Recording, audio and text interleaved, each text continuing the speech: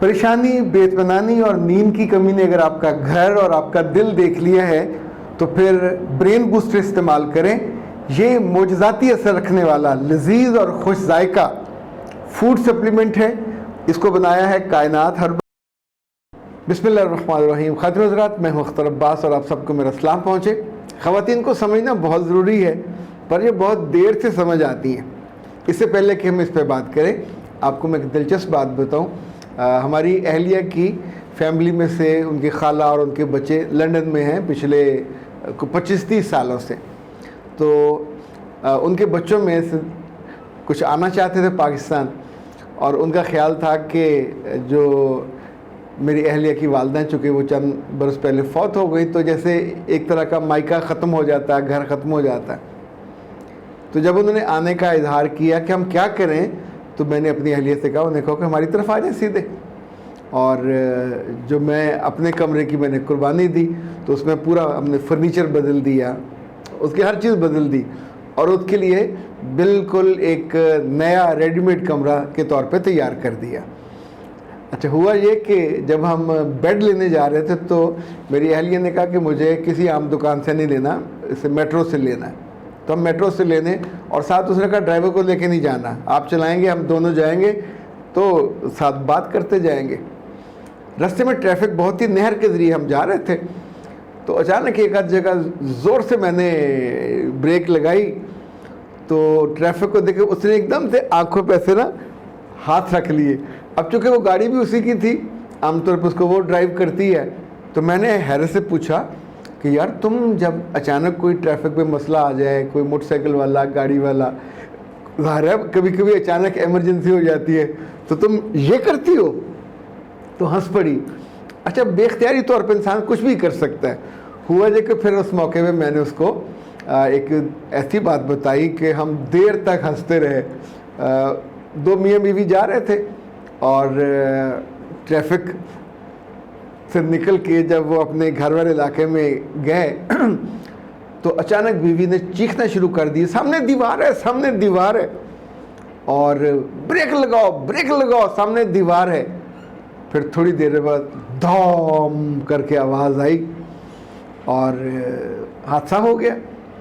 حادثے میں دونوں کو ہاسپٹل پہنچا دیا گیا، اور اگلے روز جب دونوں کو ہوش آئی تو ہوش آ کے بیوی نے کنکھیوں سے دیکھا کہ میاں ہوش میں آ گیا ہے، تو اس نے کہا کہ اللہ کے بندے، میں شور مچا رہی تھی کہ بریک لگاؤ، بریک لگاؤ، سامنے دیوار ہے، تم نے میری بات کیوں نہ سنی، تم نے بریک کیوں نہ لگائی، تم نے حادثہ کیوں کیا؟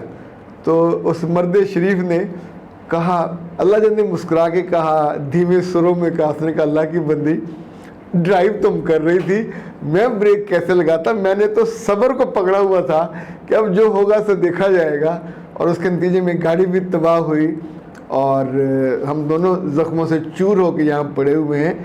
تو میرے پاس تو سوائے صبر کے کچھ اور نہیں ہے۔ ویسے بہت سارے کیسز میں مردوں کے پاس سوائے صبر کے کچھ اور نہیں ہوتا۔ ان کی عورتیں ان پہ 4 طرح کے الزام لگاتی ہیں جو مجھ تک پہنچتے ہیں۔ وہ کہتی ہیں یہ غصے والا ہے، کم حوصلہ ہے، یہ میسنا ہے، اور بھلکڑ ہے، اور چڑچڑا ہے، اور لڑاکا ہے۔ کبھی کبھی کوئی کہہ دیتی ہے کہ سر پھرا ہے۔ میں نے جب ان سارے سوالوں کے جواب لڑکوں سے اور مردوں سے پوچھے تو ان کا کہنا یہ تھا کہ سر ہمیں یہ بتائیں ہم ان عورتوں کو کیسے سمجھائیں کہ ہم اپنی ماں کے معاملے میں، جب وہ کہتی ہیں نا کہ بولتے کیوں نہیں ہے، کیسے بولیں، وہ ہماری ماں ہے، وہ ہماری جنت اور ہمارا دوزخ ہے۔ ہم محبت اور انصاف کے پلڑے میں بیٹھے ہوئے وہاں اس چکر میں نہیں پڑ سکتے کہ بیوی کا معاملہ ہوا اور ہم اپنی ماں کو ڈانٹ دیں یا ان سے آگے بول دیں، ہمارا سارا کیا کرایا کھو میں جائے گا۔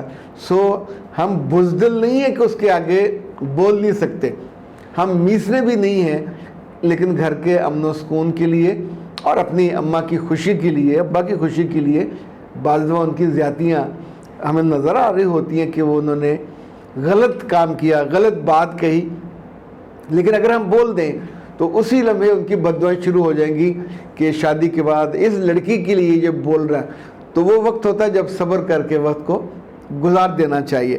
دوسرا انہوں نے کہا کہ انہیں کیا پتا کہ ہم دفتروں میں ہم پہ کیا گزرتی ہے، ہمارا باس شاؤٹ کرتا ہے، ہمارے جو اسائنمنٹ ہیں ٹاسک ہیں وقت پہ پورے نہ ہوں تو خود ہمیں کیا سہنا پڑتا ہے۔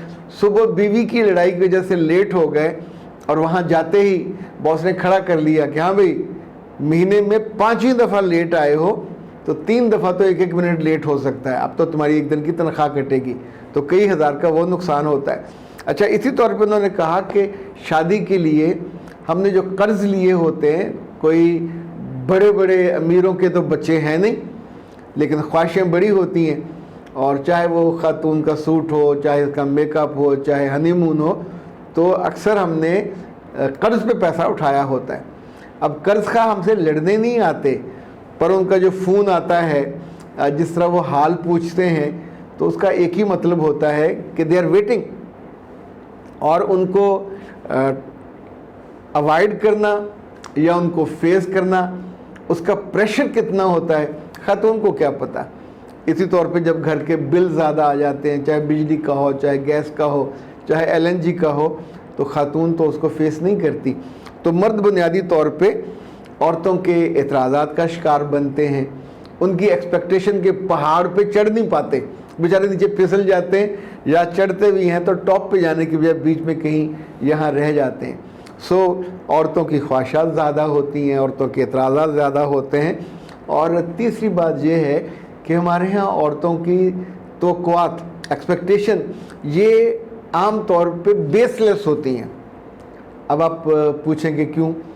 ابھی دیکھیں نا، آپ ڈرامہ دیکھ کے یا فلم دیکھ کے اس کے ہیرو اور ہیروئن کو رومانس کرتے دیکھ کر، آج کل تو اللہ معاف کرے ان ڈراموں کا ستیہ ناش بلکہ سوا ستیہ ناش ہو، اب آپ دیکھیں گے ہر ڈرامے میں لڑکا لڑکی گلے ملنے پہ آ گئے ہیں، یہ ہمارے ہاں کبھی نہیں ہوتا تھا۔ اچھا، اسی طور پہ خواتین کو یہ بات سمجھنا چاہیے کہ جب اپنے میاں پہ وہ بہت بیجا تنقید کرتی ہیں یا اس کو سنب کرنے کے لیے تم یہ جو لفظ بولے تھے، لڑکا ہو، جھگڑالو ہو اور کمزور ہو اور یہ تو ایک وقت آتا ہے مرد پہ بات سننا بند کر دیتا ہے، اور اس کا صبر کا پیمانہ لبریز ہو جاتا ہے۔